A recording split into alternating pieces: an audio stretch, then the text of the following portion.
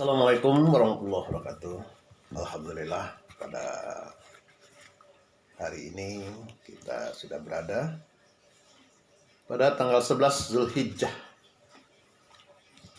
yaitu awal dari hari Tasyrik kemarin. 10 Zulhijjah disebut dengan hari Nahar, hari penyembelihan. Sebelumnya tanggal 9 itu disebut hari Arafah, yang mana jamaah haji semuanya berkumpul di Arafah tanpa kecuali. Tidak ada yang di Mekah, semuanya di Arafah. Bahkan orang-orang yang sakit sekalipun itu dibawa ke sana karena itu puncak dari rukun haji. Kalau sebelumnya tanggal 8 itu disebut dengan hari Tarbiyah, hari bermimpinya Nabi kita Ibrahim alaihissalam. Dari 9 hari Tarbiyah dan hari 10 hari Nahar. Jadi tanggal 10 bagi kita umat Islam di tanah air ini melaksanakan sholat Idul Adha dan sekaligus memotong hewan kurban pada hari itu. Kalau di Mekah tanggal 10 itu waktunya melontar Jumratul Aqabah. Jadi melontar satu jumrah, kemudian kembali ke penginapan, kemudian besok melontar lagi 3 jumrah. Jumratul Ula, Jumratul Wusta, Jumratul Aqabah, 3. Jadi sudah 2 hari, tanggal 10, tanggal 11, dan besoknya lagi melontar lagi. Jadi ada yang 2 hari nafar awal namanya, dan ada yang 3 hari nafar sani. Jadi tidak semuanya sampai hari Tasyrik di Mina melontar jumrah itu. Jadi ada yang sudah kembali ke Mekah. Nah, bagi kita di Indonesia ini atau di tanah air pada tanggal 10 kita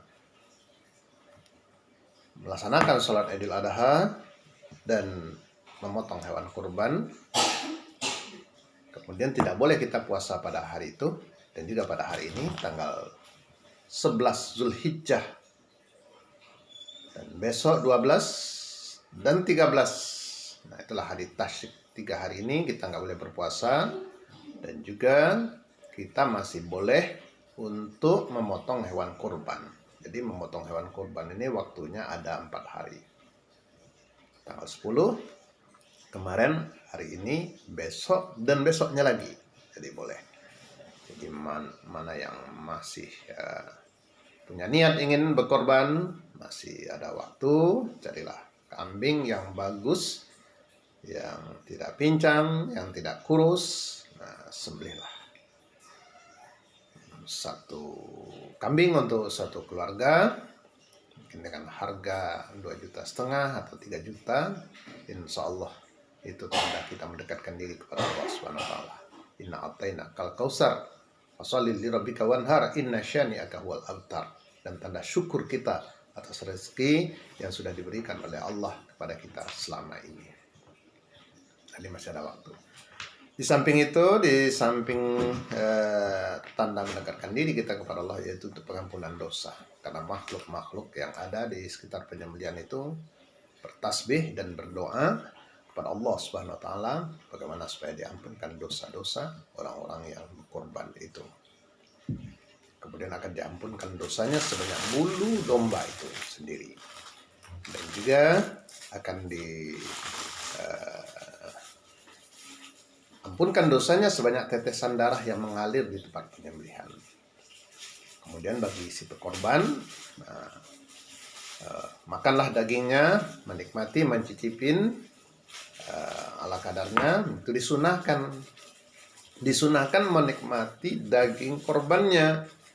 Nah, ini kita sebagai panitia harus hati-hati.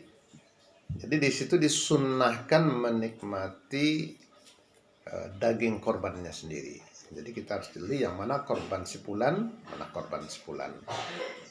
Jangan sampai dia korbannya sapinya ini dia makan daging yang ini. Nah, itu harus jeli tatkala pendaftaran itu. Dan juga waktu penyembelihan, ini sapi yang mana, atas nama siapa, ini sapi yang mana, karena disunnahkan menikmati daging korbannya itu sendiri. Nah, kemudian bagikanlah dagingnya. Nah, kalau daging korban ini istilahnya dibagi 3, ada haknya sepertiga, tapi nggak mungkin juga sepertiga, tapi ada haknya sepertiga. Kemudian sepertiga bagikanlah kepada fuqara masakin, tetangga-tetangga kita, saudara-saudara kita fuqara masakin, dan sepertiganya hadiahkanlah kepada siapa saja, orang kaya juga boleh. Nah, itu kalau untuk daging korban. Lain kalau daging itu bernazar, kita bernazar, saya bernazar memotong seekor kambing, itu nggak boleh kita menikmati daging, harus diberikan semuanya kepada Allah. Nah, kemudian dari daging korban tadi itu juga harus diberikan kepada orang semuanya, nggak boleh dagingnya itu dijual oleh peserta korban itu, atau dijual dijadikan untuk upah, nggak boleh untuk yang nyembelih. Jadi semuanya harus dikasihkan. Kalau untuk penyembelihannya harus kita keluarkan uang untuk mengupah yang menyembelih itu. Nah, yang lainnya apa yang ada pada, kalau tanduknya bermanfaat kasih ke orang, kasih, kalau enggak ya boleh giginya. Nah, kemudian ujung ekornya untuk gantung kunci. Nah, kemudian kulitnya dikasihkan kepada orang. Nah, kepada siapa mau kita kasihkan? Boleh kepada orang 2, orang 3, orang 4. Mungkin kepada 1 orang kita kasih, nanti yang lain gimana? Kita kasihkanlah kepada 4, 5 orang. Nah, kalau sudah milik dia, udah kita kasihkan. Nah, karena di situ dikatakan jangan dijual dan ambil manfaatnya. Untuk apa yang manfaat untuk dia? Kalau dia manfaat bagi orang 5 atau 6 orang itu untuk dia buatnya kerupuk, ya silakan. Atau di sayurnya silakan. Ataupun dijualnya silakan. Karena yang menjual itu kan bukan peserta lagi, bukan panitia lagi, tapi yang menjual adalah yang sudah kita berikan. Jadi itu jamaah rahimakumullah. Jadi kita masih ada waktu untuk berkorban sampai 3 hari. Itu juga untuk bertakbir. Untuk bertakbir itu juga 4 hari. Jadi maghrib tanggal 9, habis maghrib tanggal 9, kemudian tanggal 10-nya kemarin hari raya Idul Adha tanggal 10. Nah, terus hari ini tanggal 11 kita masih bertakbir, tanggal 12 masih bertakbir, tanggal 13 masih bertakbir, sampai akhirnya takbir itu habis asar, sudah habis. Beda dengan hari raya Idul Fitri. Hari raya Idul Fitri kalau sudah naik mimbar khatibnya nggak ada takbirannya lagi. Nah, itu. Kemudian dalam bertakbir ini sering kami perhatikan ada beberapa kalimat yang, bukan beberapa kalimat, sering ada satu kalimat yang sering salah. Dalnya sering tidak dipakai. Ya, seperti contohnya Allahu Akbar, Allahu Akbar, Allahu Akbar, La ilaha illallah, Wallahu Akbar, Allahu Akbar, walillahil hamd. Jadi ada kolah-kolah kubro, dalnya itu dijelaskan. Ilhamd, ilhamd. Nggak boleh dibaca ilham. Apalagi kalau hanya ilham saja, dalnya nggak ada, jadi berubah artinya. Karena itu kan artinya memuji. Ilhamd, ha mim dal. alif, ruha, mim, dal. Hamd, ilhamd. Karena sering kita dengar Allahu Akbar, Allahu Akbar, Allahu Akbar.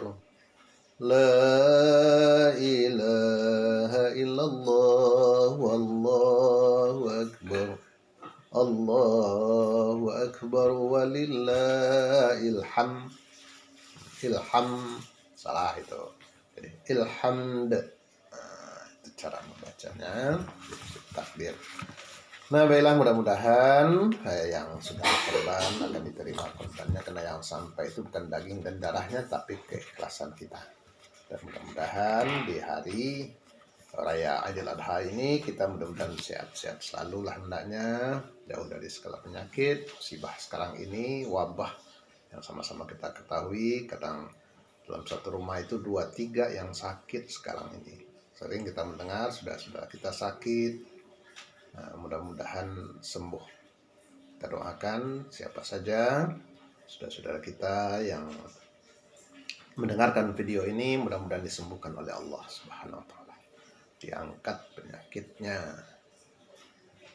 Nah, kemudian dijauhkan dari bala dan musibah. Ini karena sering kita mendengar sekarang, sebagaimana video kami kemarin, kadang-kadang sebentar kita buka HP kita sudah membaca innalillahi wa inna ilaihi raji'un.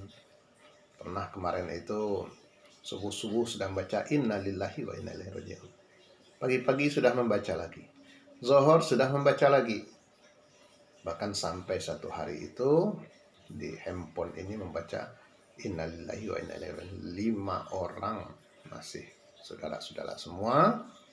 Ada yang di Padang, ada yang di Lubuk Linggau, ada yang di Jakarta. Bahkan 2 beradik ada hari itu. 2 beradik, malam adiknya, siang kakaknya. Bahkan juga ada sepembayan. Nah, sepembayan itu apa ya kalau bahasa Padangnya? Sepembayan.